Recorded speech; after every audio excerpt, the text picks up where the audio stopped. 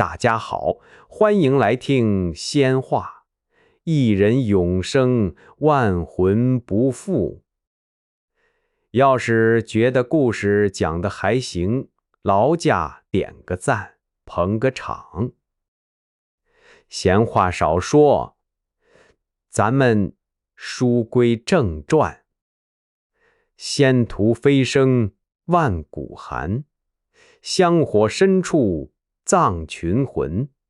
一人踏進蒼生院，天門封後不稱尊。冷石藏香引客深，幽燈照壁血紋沉。前途一點一生路，回首千山已閉門。婉進和婉如順着那條石道往裡走，這路啊越走越不對勁。剛開始還只是黑就黑吧，前頭他倆也不是沒見過黑地方，可這會兒不一樣，這石道裡頭的黑像是有東西壓着人，你喘口氣都覺得胸口沉一下。兩邊石壁濕漉漉的，伸手一摸全是涼水珠子，腳底下也滑，一步踩不好鞋底能滋溜一下。婉進提着紙燈走在前頭，那燈也不亮堂，就那麼一點黃不黃白不白的光，哆哆嗦嗦照着前面3、4步，再遠啥也看不見。婉如跟在後頭，心裡頭一直發緊，他也不敢離婉進太遠。這種地方你別說落單了，你就是慢半步心裡都得咯噔一下。結果走着走着，婉如忽然皺了皺眉，她聞着味兒了，不是霉味兒，也不是石頭潮味兒，是香味兒很淡。一開始淡得像啥呢？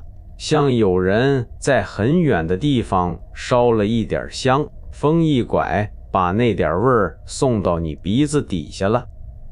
你說它有吧，好像有；你說沒有吧，又總勾着你。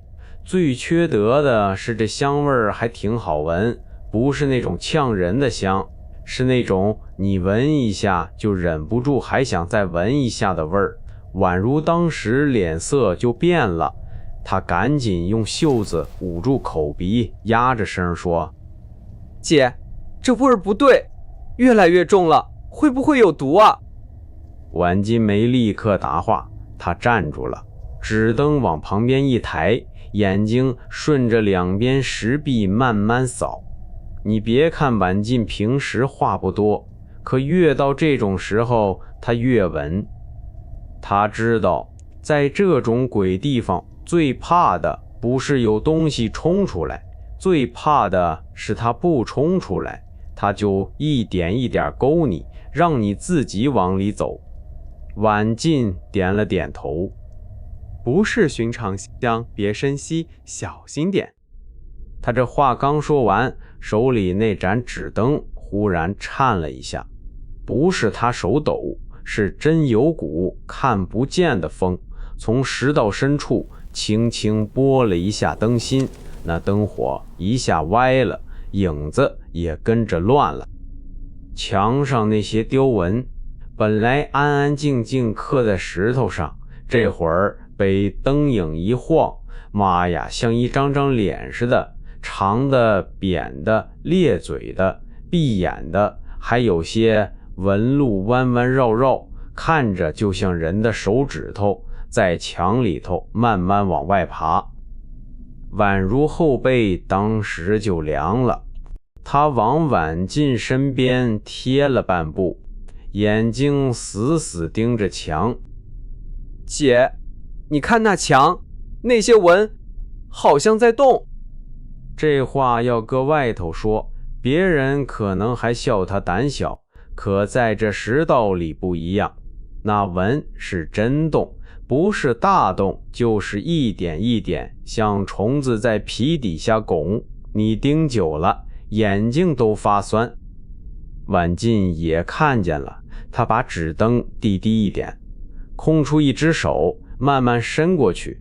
他沒敢整隻手掌貼上去，就用指尖輕輕碰了一下石壁，就一下，他臉色立刻沉了，因為他摸到了那石頭裡頭有震動，細得很，但是真有，就像牆裡藏着一條活脈，正在一下一下跳。婉進馬上抽手後退，別碰，這些雕紋有東西。他手剛離開，牆上出事兒了。那些雕紋裡頭慢慢亮起一層紅光，不是火紅，是血紅，一絲一絲從石縫裡滲出來，像有人拿血沿着刻痕往裡灌。剛開始就一小段，緊接着往旁邊爬，一條連一條，一片接一片，沒多大功夫，兩邊石壁上的紋路全像醒過來了一樣。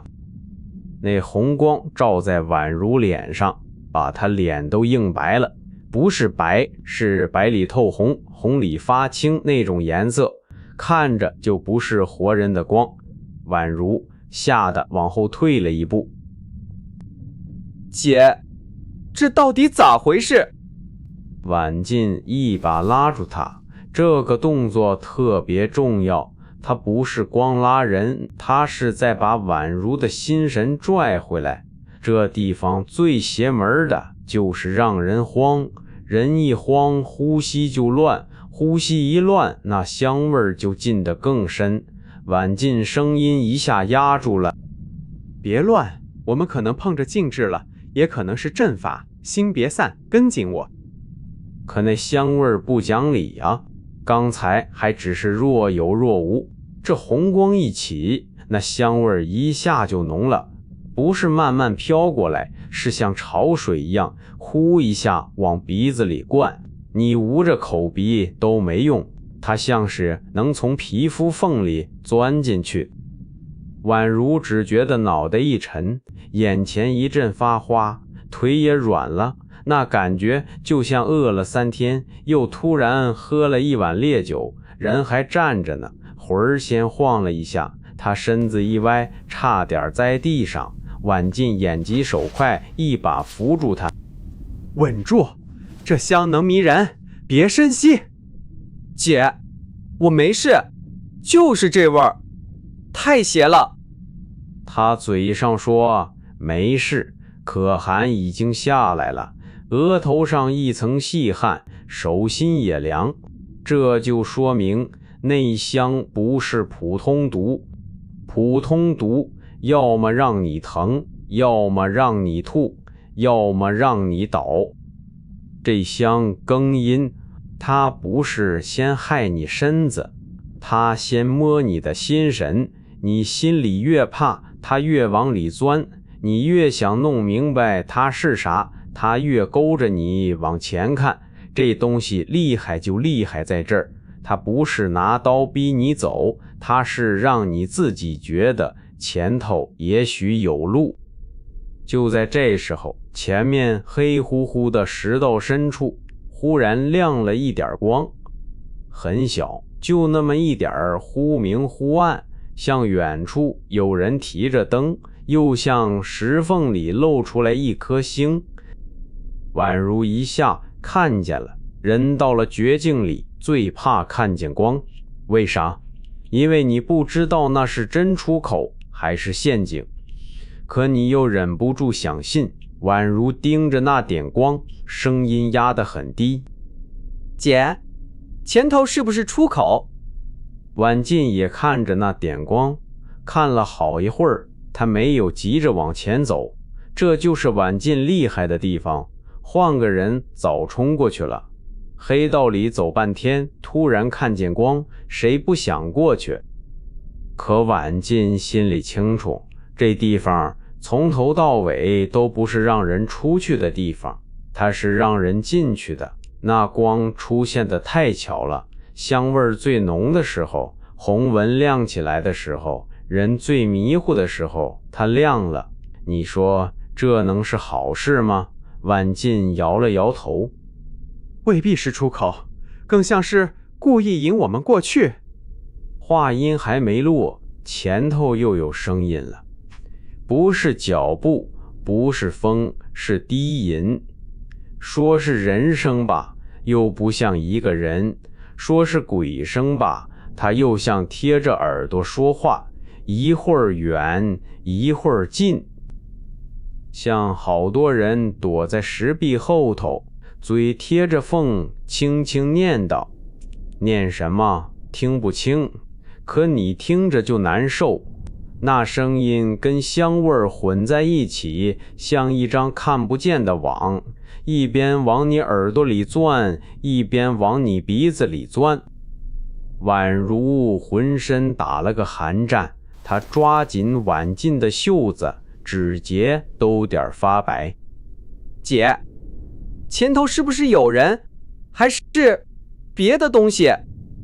挽進沒說假話，安慰他。這種時候說沒事，那就是糊弄人。他只把紙燈舉高一點，燈火還在抖，他的臉也被血光和燈光切成两半，一半冷，一半暗。不管是人是鬼，咱們都沒有退路，跟着我，千萬別落单。這句話聽着簡單，其實就是他倆這一路的命，沒有退路。從他們離開部族那天起，就沒啥退路。從他們掉進這鬼地方開始，更沒有退路。人有時候就是這樣，你明知道前面可能是坑，可後頭已經塌了，你只能往前。挽進舉着那盞發顫的紙燈往前邁了一步，宛如咬着牙跟上那一步邁出去。牆上的血紋像是更亮了些，香味也更濃了些。前頭那點光還是在那裡晃，不近也不遠，就像故意吊着他們。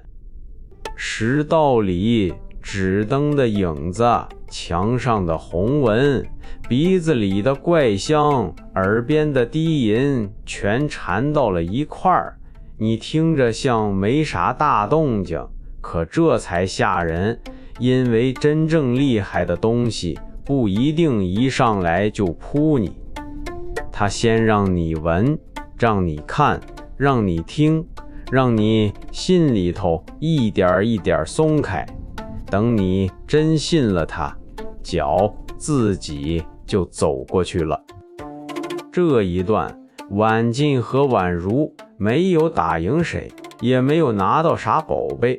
他們只是繼續往前走了一步，可就這一步，欠下的東西就重了，因為他們已經被這石室裡的東西盯上了，不是拿眼睛盯，是拿香、拿光、拿聲音，拿人心裡那點求生的念頭，慢慢往前牽。